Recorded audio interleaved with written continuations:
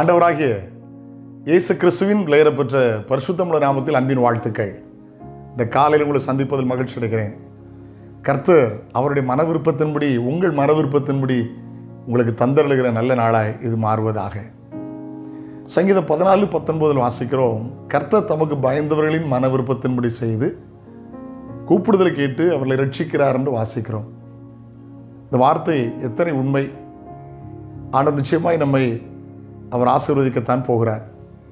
ஒரு முறை ஒரு முதலமைச்சர் பல வருடங்களுக்கு முன்பதாக ஒரு பட்டணத்துக்கு வருகிறார்னு கேள்விப்பட்டு அதை பார்க்க திரளான மக்கள் கூடியிருந்தார்கள். ஒரு முதியவர் ரொம்ப மெலிந்த உடலோடு கூட தன் பேப்பரை வைத்து ஒரு இடத்தில் நின்றார். முதலமைச்சருடைய கண்கள் அவர் மேல் பட்டது. அவர் அவரை அழைத்தார். உதவியாளர் அழைத்து அந்த முதியவர் அழைத்து வாருங்கள் என்று சொன்னார்.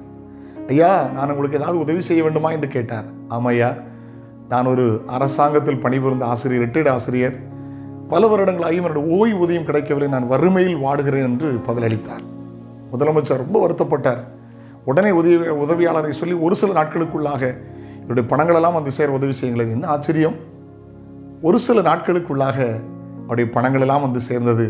கடைசி வரலும் அவர் மகிழ்ச்சியோடு தன் வாழ்க்கையை முடித்தார். நடந்த உண்மை சம்பவம்.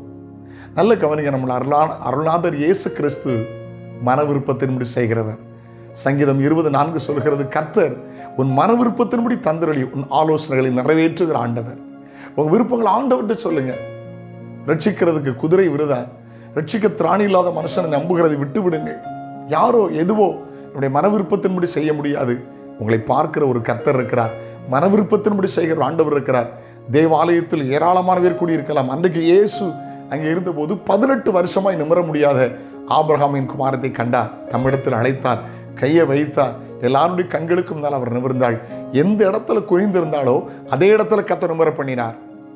ஒருவேளை சமுதாயத்தில், குடும்பத்தில், வேலை ஸ்தலத்தில், வியாபாரத்தில், திருச்சபையில் எங்கே தலைகுனிந்து இருக்கிறீர்கள், இயேசு உங்களை அழைக்கிறார். உங்கள் பிரச்சனை அவர்கிட்ட சொல்லுங்க. உங்கள் அப்ளிகேஷன் அவர்கிட்ட கொடுங்க. அவர் கையை உங்கள் மேலே வைப்பார். உங்களை நிமிரப்படுகிற ஆண்டவர், மன விருப்பத்தின்படி செய்கிற ஆண்டவர்.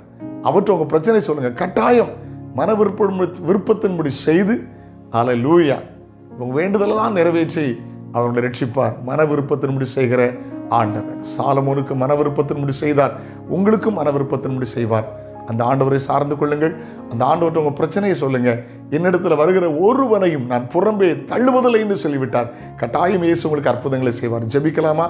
பரலோக பிதாவே, பரிசுத்த பிள்ளையாக இயேசுவின் நாமத்தில் ஜெபிக்கிறோம். வாழ்க்கையில் சோர்ந்து மனிதர்களால் கைவிடப்பட்டு எனக்கும் ஒரு நன்மை உண்டா என்று காத்திருக்கிற பிள்ளைகளுக்கு மன விருப்பத்தின்படி செய்யும்படி ஜெபிக்கிறோம். இந்த நாள் முடி பிள்ளைகளுக்கு ஆசீர்வாதமாக இருக்கட்டும். உடைய மன விருப்பத்தின்படி எல்லாம் செய்யும். சாலமோனுடைய மன விருப்பத்தின்படி செய்த ஆண்டவர் உடைய பிள்ளைகளின் மன விருப்பத்தின்படி செய்து காரியங்களை நிறைவேற்றும்.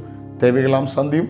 விசேஷத்த நாட்கள் ஆசீர்வாதமாக இருப்பதாக. வேலை, வியாபாரம், தொழில் ஆசீர்வதிக்கப்படுவதாக. பிரயாணங்கள், பிரயாசங்கள் ஆசீர்வதிக்கப்படுவதாக. நன்மை, கிருபை தொடரட்டும். இயேசுவின் நாமத்தில் ஜெபங்கள் பிதாவே, ஆமென். நாளை உங்களை சந்திக்கிறேன். அது கிருபை உள்ள தாங்குவதாக. God bless you. Have a nice day.